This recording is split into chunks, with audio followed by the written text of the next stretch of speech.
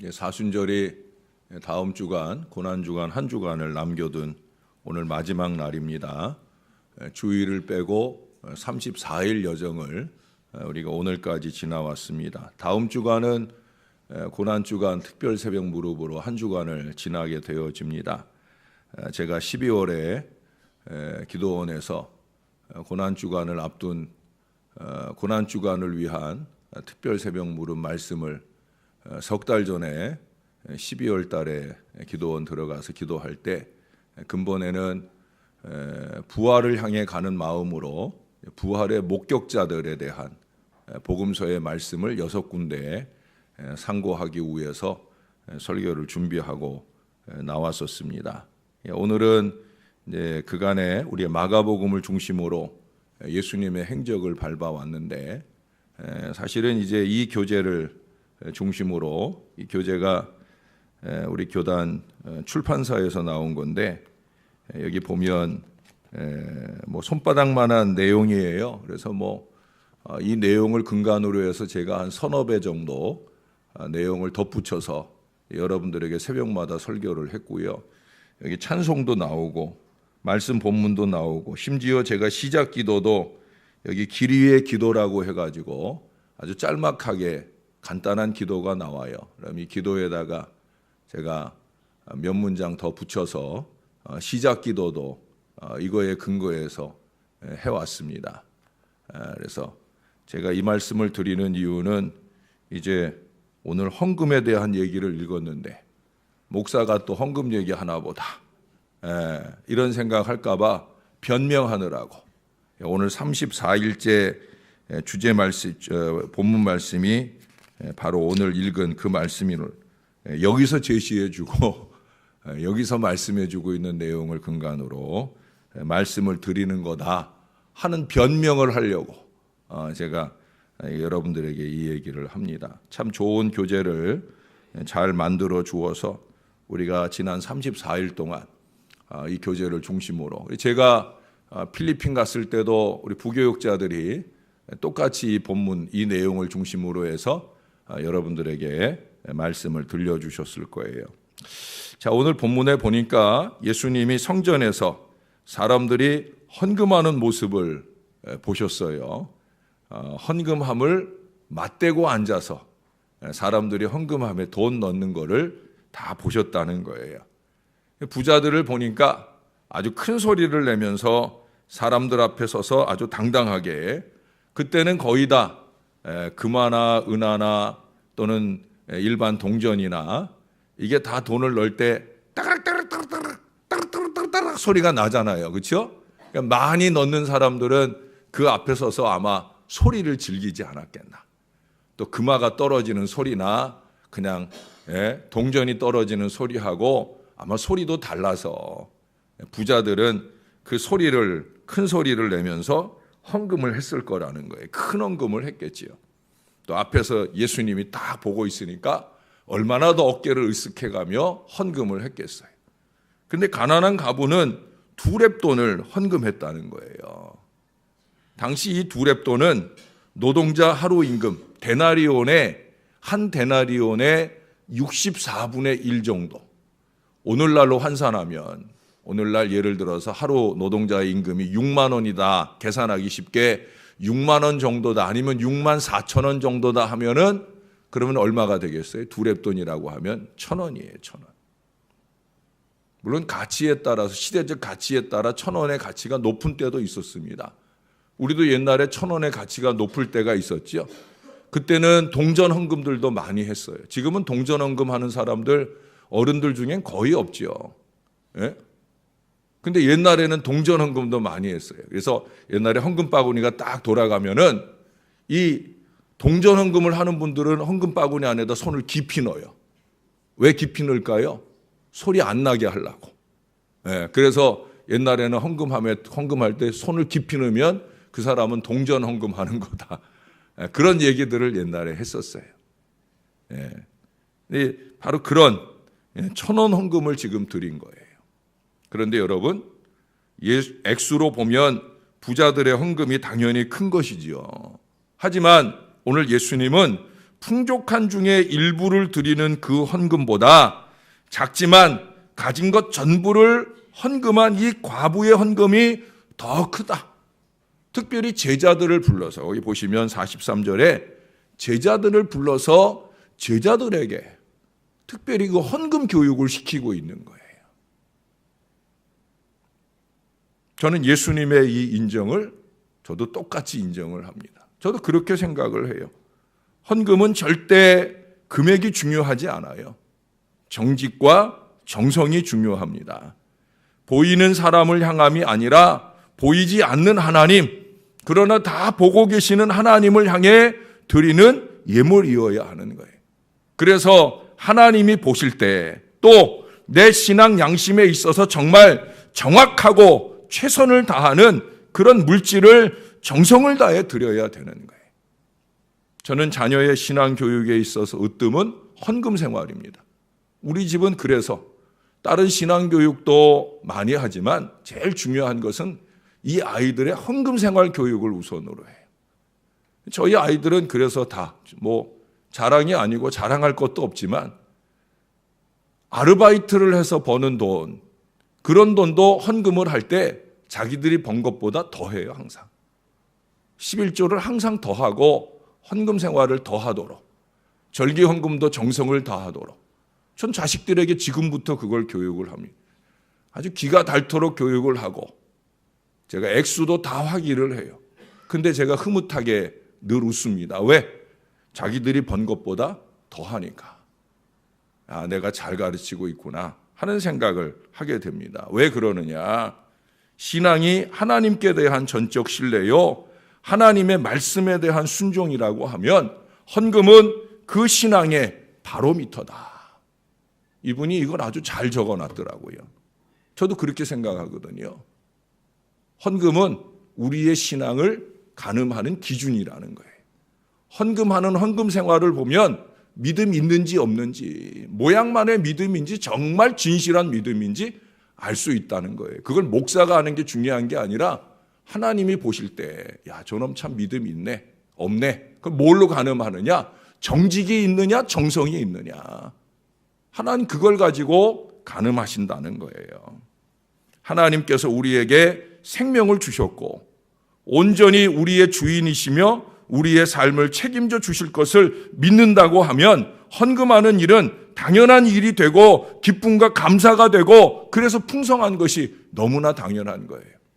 어저녁에도 어떤 분이 근본에 부활절 헌금을, 부활절 달걀을 위해서 헌금을 하시기로 작정을 하시고, 목사님 달걀을 몇 개나 하면 돼요? 물어봐서 아마 주일학교까지 다 하면 이만큼 해야 되지 않나. 적지 않은, 요즘에 또 달걀값 비싸잖아요.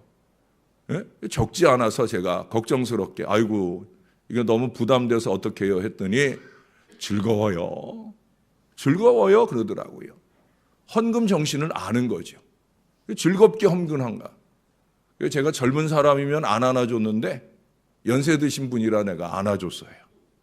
예? 제가 원래 잘 안아주는데 요즘에는 뭐 성추행이니 미투니 이래가지고 제가 안아주는 걸 조심하는데, 어젠 내 아내도 같이 옆에 있고 그래서 아내 보는 데서 그래서 내가 그 어른을 안아줬어요.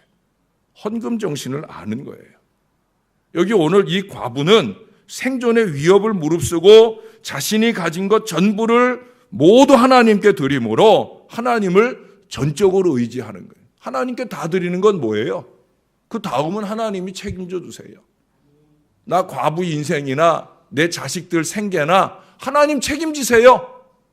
그리고 하나님께 드린다라고 하는 거죠. 얼마나 대단한 믿음이에요. 드려진 헌금을 통해 하나님을 높이고 또 이웃들을 돌보는 일을 하고 있는 거죠. 그게 그녀의 하나님을 향한 최선이었기에 오늘 주님이 칭찬하시고 그녀를 계기로 해서 제자들을 교육하고 있는 거예요. 또 저와 여러분들을 교육하고 계시는 거예요. 내가 하나님께 드리는 헌금에는 나의 신앙 고백이 들어있다.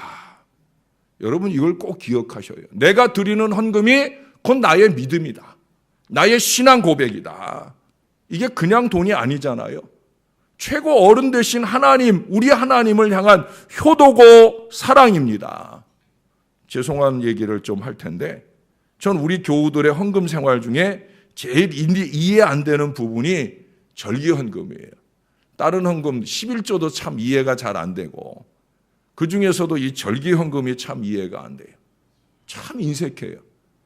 전 다른 교회 목사들하고 이 절기헌금 얘기가 나오면 조용히 있어요. 예? 이게 사람을 향해서도 그렇게 안 할 텐데 하나님을 향해 우리 예수님을 향해 어떻게 특별하게 드리는 물질에 이렇게 인색할까? 절기헌금은 특별한 헌금이잖아요. 그렇죠? 예수님 생신에 예수님 부활에 우리가 한 해 동안에 감사를 모아 이게 아주 특별한 거예요. 그 특별한 마음이 왜 이렇게 인색할까? 어려워서일까? 아니에요. 하나님을 향하고 있지 않은 거예요. 또 우리 교회는 절기헌금을 드리면 그러면 재정적인 여유가 생겨야 되는데 여러분 우리끼리 얘기지만 절기헌금 드린 그 주일이나 그 다음 주일은 다른 헌금이 적어요. 그래서 사실 절기헌금을 드리는 의미가 우리 교회는 별로 없어요. 정말 그렇습니다. 절기헌금을 따로 구별해 드리는 게 아니라 원래 드리던 헌금을 떼어가지고 드리는 이런 사고를 가진 분들이 있지 않을까 하는 안타까운 걱정을 하게 되어집니다. 여러분 헌금은 우주 만물의 주인이신 하나님께 예배하는 마음, 전능자 하나님께서 내 삶을 지배하시고 인도하신다는 확신, 이것을 통해서 하나님 나라가 확장된다는 이 믿음의 행위 아니겠습니까? 우리 믿음의 고백을 담아 정성스레 헌금을 준비하는 오늘을 보낼 수 있어야 내일의 예물이 또 부활주일의 예물이 아름답게 드려지게 되어질 거예요. 헌금에 있어서 제일 중요한 자세 가운데 하나는 준비입니다. 우리가 주정헌금 생활을 하는 것도 그런 자세에 근거하는 거예요. 옛날 어르신들은 이 주일날 되기 전날에 연보라고 해서 이 헌금을 준비할 때 옛날에는 다림질을 했잖아요. 다림질. 예? 종이돈으로 헌금을 할 때 다림질을 해서 드렸어요. 깨끗하게 드린다고. 그것도 옛날 다리미가 지금처럼 뭐 좋은 전기 다림이 아니잖아요. 예? 인두 같은 그런 거 가지고. 그러니까 옛날에는 타갖고 들어오는 헌금이 많았었다는 거예요. 왜? 인두로 이렇게 하다가 보면은 그 다리미로 이렇게 돈을 태워가지고 그래가지고 하나님께 돈이 탈지언정 깨끗하게 잘 펴서 하나님께 드리겠다라는 준비가 그 마음에 담겨 있는 거예요. 쓰고 남는 것을 드리는 게 아니라 먼저 떼놓고 구별된 물질을 정성껏 드리는 게 예물입니다. 많거나 적거나 간에 하나님 앞에 그렇게 준비 단계부터 보시기에 아름답게 드려짐으로 하나님께 칭찬받고 목사에게 기도받고 하늘의 복을 누려야 할 줄로 믿습니다. 서두에도 말씀드렸지만 지금도 아멘 안 하잖아요. 사실 요즘 교인들은 헌금 얘기 싫어해요. 은혜로운 얘기 하다가도 헌금 얘기하면 은혜가 마이너스가 됩니다. 자기들은 헌금 가지수를 꼽아가며 헌금 얘기 잘하면서 하나님의 말씀이 들려주는 이 올바른 헌금 생활이나 정신에 대한 이 말씀의 권면을 외면합니다. 그러나 여러분, 하나님의 말씀이에요. 오늘 예수님의 말씀이잖아요. 제자들에게 주시는 말씀이에요. 제자 아니면 들을 필요 없는 거죠. 그러나 제자라면 들어야 되는 거죠. 외면하면은 안 되는 말씀이에요. 하나님의 말씀을 외면하지 마셔요. 사도행전 27장에 보면 거기 하나님의 말씀을 외면하는 백부장 얘기가 나와요. 바울을 로마로 압송하는 책임을 맡은 이 백부장이 이제 배를 타고 출발하려고 하는데 바울이 이번 행선은 위험하니 조금 나중에 갑시다 권면을 해요. 하나님의 마음에 감동을 받고 하는 권면인데 그 권면을 무시하잖아요. 인간적으로 생각하는 거거든요. 예? 이놈이 로마에 가기 싫으니까 술을 쓰는구나. 아마 그렇게 인간적으로 생각하는 거예요. 또 선장이 괜찮다고 으쓱거리며 가자 하니까 그 말을 믿고 그리고 가잖아요. 결국 유라굴로 광풍을 만나서 자기나 배 안에 모든 사람들이 다 죽을 뻔하잖아요. 그래도 바울 덕분에 하나님의 사람 덕분에 살게 되었지 다 죽을 뻔했잖아요. 우리는 주의 종의 말을 듣기는 들어도 무의미하게 들어 넘길 때가 참 많아요. 심지어 무시할 때도 많아요. 특히 이 헌금 얘기는 귀를 닫아버리는 때가 많아요. 여러분 잘 들으셔야 됩니다. 진지하고 깊이 있는 하나님의 말씀으로 듣고 묵상하면서 하나님께서 왜 오늘 이 순간 나에게 이 말씀을 들려주시는지를 늘 묵상하면서 그 말씀을 실천해 갈 노력들이 있어야 된다는 거예요. 나의 진로나 인생 방향이나 신앙의 모양을 새롭게 정리정돈하고 나가야 된다는 거예요. 다윗 왕이 많은 나라들을 정복하고 자신의 능력과 성과를 나타내기 위해서 인구조사를 작정을 했어요. 그러나 하나님의 종들이 굳고 반대합니다. 다윗 왕이요, 인구조사 하지 마세요. 하나님이 인구조사 같은 거 하지 말라고 그랬잖아요. 하나님께서 당신을 도와서 당신으로 하여금 전쟁의 승리를 하게 해 주신 거잖아요. 전쟁은 하나님께 있은즉 하나님의 영광을 나타내세요. 그러니 인구조사 같은 거 하지 말고 하나님께만 감사하세요. 하나님의 사람들이 권면했어요. 들었어요? 안 들었어요? 안 들었어요. 무시하고 안 들었어요. 결국 자신을 과시하고 자신의 영향력을 나타내려고 하다가 하나님이 그에게 진노하잖아요. 말씀 무시하니까 진노하시잖아요. 선지자로 하여금 다윗에게 큰 책망도 하시고 다윗 왕으로 하여금 징벌을 선택하게도 하시고 결국 그와 그의 백성들은 다윗의 실수, 주의 종의 권면을 무시한 그 행태로 인하여 고난을 받게 되잖아요. 제가 아까 그런 말씀 드렸어요. 신앙은 하나님께 대한 신뢰요, 말씀에 대한 순종이다. 왜 말씀에 순종합니까? 그게 하나님 신뢰의 표시이기 때문에 그런 거예요. 다윗과 이스라엘이 왜 징계와 고난을 받아요? 하나님이 아니라 숫자를 신뢰한 거죠. 하나님의 사람들을 통해 주시는 하나님의 말씀을 외면했기 때문에 그런 거죠. 조금 숫자를 가졌다고 해서 자기가 자기 자랑만 삼으려고 했지 하나님의 영광을 돌리지 하나님께 영광을 돌리지 않았기 때문이죠. 여러분, 하나님이 주시는 말씀을 듣고 깨닫게 되는 지혜를 달라고 구할 수 있어야 돼요. 어쩌냐게 말씀 들었잖아요. 깨달아야 따라갈 수 있다. 여기서 기도를 적어 놓을 때 제목을 뭐라고 적어 놓냐면 길 위의 기도라고 적었어요. 길 위의 기도. 왜냐하면 이 교재의 소제목이 좁은 길로 걷는 기쁨이거든요. 길 위의 기도. 어떤 길이에요? 예수님 행적을 따르는 그 길의 기도예요. 깨닫는 사람이 따를 수 있고 따르는 사람이 복을 받을 수 있다. 어제 핵심적인 내용이잖아요. 깨달아야 되는 거예요. 그래야 잘 따르고 잘 따라야 복을 받는 거예요. 우리가 그 지혜로 하나님이 주신 사명을 잘 감당하며 나아갈 수 있도록 간구하는 저와 여러분이 되어야 될 거예요. 다윗은 이것을 뼈저리게 느꼈어요. 그래 다윗의 노년은 이 지혜로 충만하게 됩니다. 여러분 역대상 22장에 보면 그는 하나님의 성전 건축을 위해서 정말 엄청난 예물을 드립니다. 그것도 14절에 보면 자신이 어려운 중에 그 많은 헌금을 드렸다고 자기 자식 솔로몬에게 밝혀요. 야, 내가 어려운 중에 이렇게 하나님께 드렸다. 그러면서 다윗이 솔로몬에게 뭐라고 얘기를 하냐면 너는 더할 것이며 라고 권면을 해요. 여러분 그게 얼마나 큰 축복이에요. 여러분들이 지금 11조 하는 것보다 우리 자식이 더하는 자식이 되기를 여러분 소원하지 않으셔요? 저는 엄청 소원해요. 그건 뭐예요? 내 자식이 나보다 잘 된다는 거잖아요. 예? 잘 되고도 안 하는 자식도 있지만 그래도 우리가 우리 자식이 나보다 11조 더 하는 자식이 되기를 소원하는 마음을 가져야 그게 건강한 부모고 그렇게 교육해야 그게 건강한 믿음의 부모죠. 저는 정말 그렇게 늘 기도하고 그렇게 축복합니다. 아직은 좀 부족하지만 저는 그렇게 될 줄로 믿어요. 왜?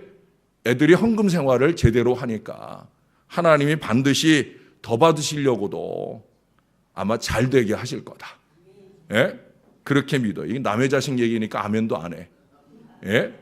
여러분, 그 나중에 뒤에 29장에 가보면은요, 성전 건축에 이 전 국민의 예물이 모아집니다. 건축을 하고 남을 정도로 많은 예물이 모여요. 근데 그 장면 묘사에 가장 많이 나오는 표현이 뭔지 아세요? 즐거운 마음이에요. 즐거운 마음. 즐거운 마음으로 드렸다.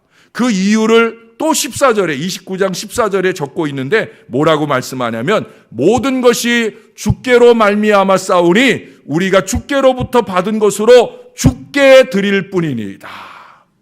왜 즐겁게 드리느냐 하는 이유를 밝히는 거예요. 그건 다름 아니라는 거죠. 주님께로 말미암았으니 주님께 드린다 하는 마음이니까 즐겁게 드린다는 거예요. 그러면서 17절에서 정직한 마음으로 즐거이 드린다고 말씀하고 또 19절에서는 아들 솔로몬에게 정성된 마음을 좀 주세요 하고 하나님께 기도해요. 하나님, 우리 아들 솔로몬에게 정성된 마음, 정직한 마음을 좀 주시라고. 여러분, 이게 헌금을 통해 하나님의 더 큰 복을 누릴 하나님의 말씀입니다. 제가 일부러 말씀만 인용하고 이 교재만 인용하고 그래서 여러분들에게 들려드리는 거예요. 왜? 목사 얘기면 헌금 얘기를 안 들으려 하니까.